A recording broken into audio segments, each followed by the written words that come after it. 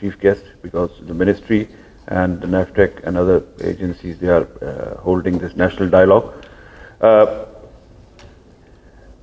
Without focusing on education and making it an integral part of TVET, we can't move forward. This is my realization, and I have been a great champion of this campaign for the last many years.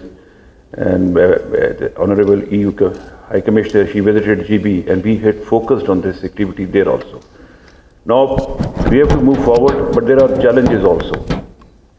I was studying a World Bank report a couple of years back. In Pakistan, we have 45% stunted kids, malnutrition, and after a few years, our GDP will be reduced by 2% just because our kids will not be physically capable enough to be productive in this TVET sector. So we have to address that challenge also of their health, integrating health into nutrition, also into our education, so that to make them physically more active, more productive, to benefit from this any TVET policy coming future.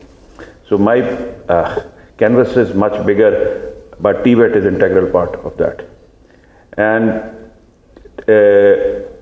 EdTech also has to be, at this moment in Pakistan and federal government and provincial government, EdTech has chipped in education learning improvement.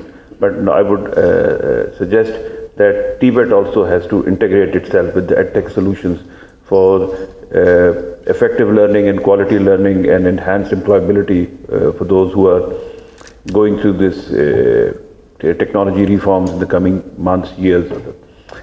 Whatever the TVET policy and the dialogue, it has to have certain milestones also. Without milestones, no policy can be measured to be or calculated to be a successful policy.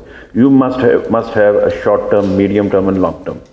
In short term, you have to go for some low hanging fruits, from quick solutions, to generate confidence in the people of Pakistan that these things can work and you can trust us for medium and long term. And the government has to commit itself for allocation of more resources for TVET sector in Pakistan. Without committing towards it and making it an integral part of our education sector, we can't move forward. So we have to make it part of our national education policy, and we have to combine initiatives under information technology, under science and technology, under Ministry of Education, and we have to bring it under one roof. That's one suggestion I would like for the dialogue people to understand. In the last 1 month, I have now joined back from Gilgit-Baltistan, so we tried some quick solutions. So in Islamabad, again, we don't wait for other provinces to be called and to join us immediately. First, we have to showcase our own success, then so that we can ask other people to come. So we have decided to upgrade all the federal degree colleges in Islamabad into high impact technology training institutes in the evening.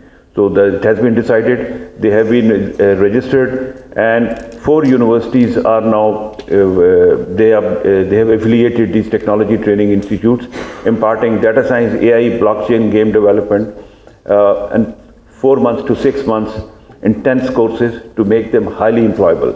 So we have developed all the curriculum, the training modules, and NUST, NUML, COMSATS, and National Skills University. They have completed the affiliation process. Inshallah, in 6 to 8 weeks, we expect the courses will be rolled out, and we are expecting 3,000 to 4,000 students per cohort in these 16 degree colleges, where these digital courses will be taught to make. And these are high impact courses, highly employable courses, and we have to come up from low end skills to high end skills in Pakistan.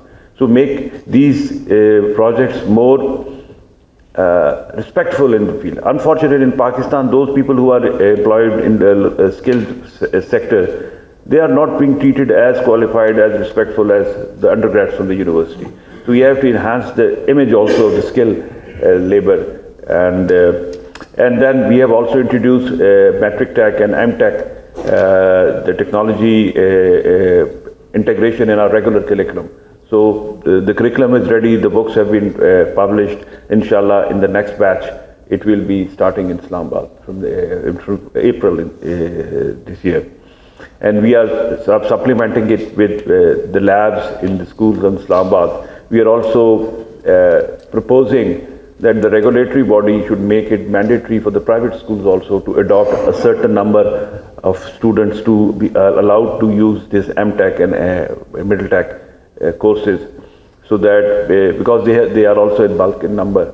And we have to feed in this technology savvy generation from the primary education. You were talking about primary education. So what we are doing, inshallah, in next 6 months to 8 months, you will see all the majority schools in Islamabad, they will have technology education at the grassroots level and the primary schools. And we have started in certain schools, and inshallah, so they will have that understanding and knack and excitement for technology, for vocational education right at the primary level. At this moment, we have a tendency of allocating or incentivizing TVET sector for those students who have not performed well in their primary or higher secondary education.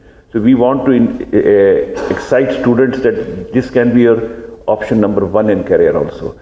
Until and unless you make TVET sector as one of the best options to be adopted by students, it will be difficult to attract good students to come to enjoy.